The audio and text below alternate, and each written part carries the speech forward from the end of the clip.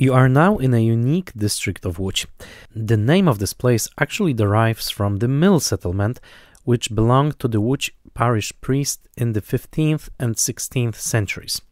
However, the current buildings date from the second half of the 19th century, when the area became part of the empire of the Łódź factory owner Karol Scheibler.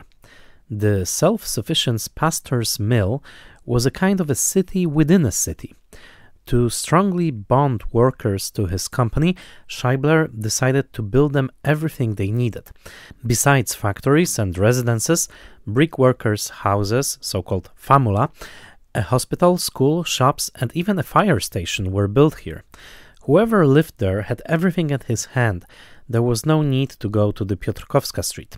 The complex, characteristic of Łódź, which is one of the most interesting industrial monuments in Europe, has survived to this day almost untouched and has been entered in its entirety to the Register of Historical Monuments.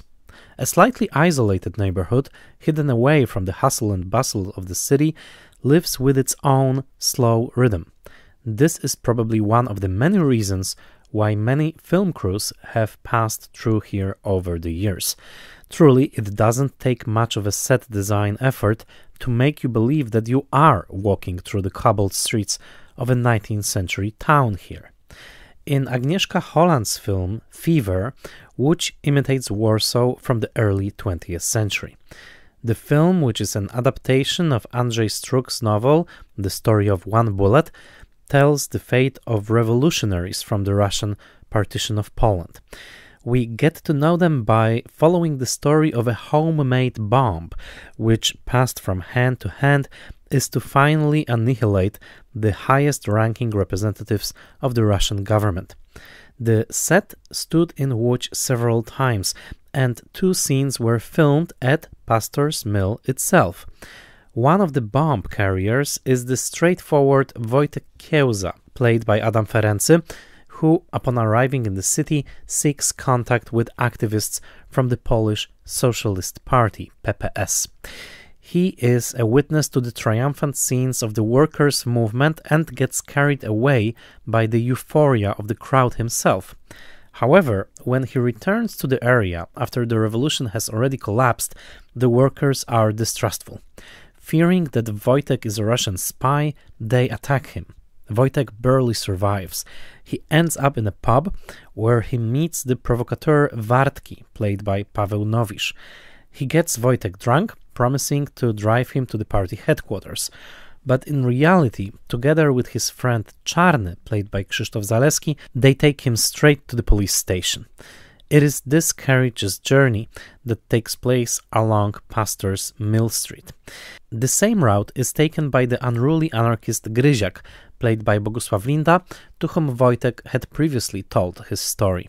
Gryziak, with a desire for revenge, kills Czarny and leads Wartki through the pastor's mill, holding him at gunpoint to detonate a bomb at the aforementioned police station.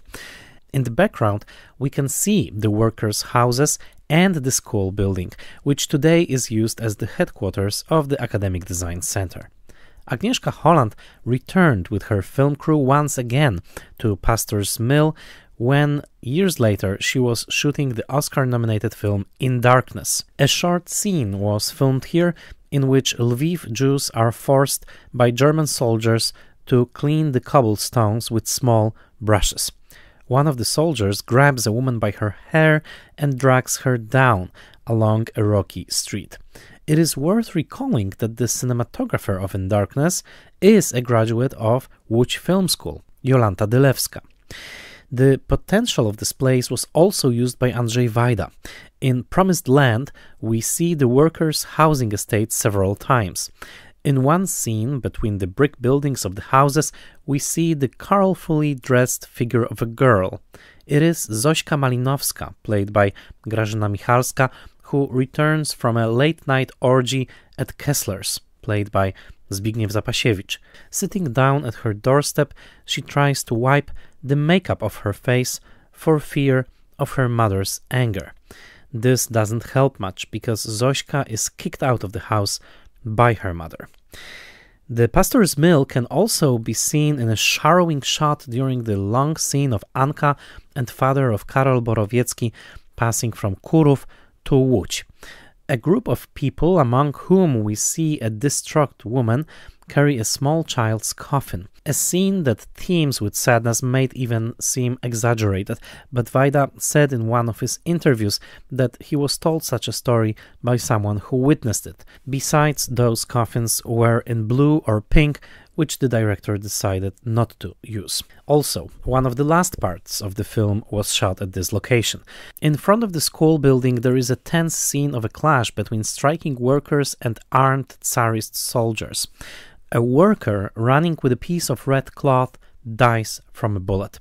The railway ramp at Pastor's Mill also had its 5 minutes in the film.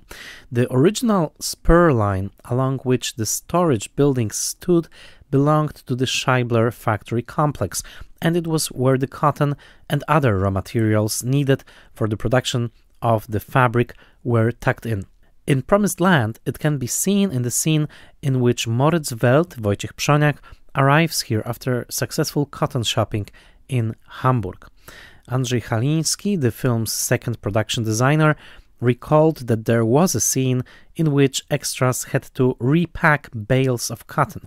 However, they were too heavy for them, and the real warehouse man, who watched with disapproval, commented that this had to be done by method, not by force, which Wajda immediately picked up on and offered to show them how it should be done. After all, they were the ones who got into the film's costumes, they took up the props, and they played the 19th century workers.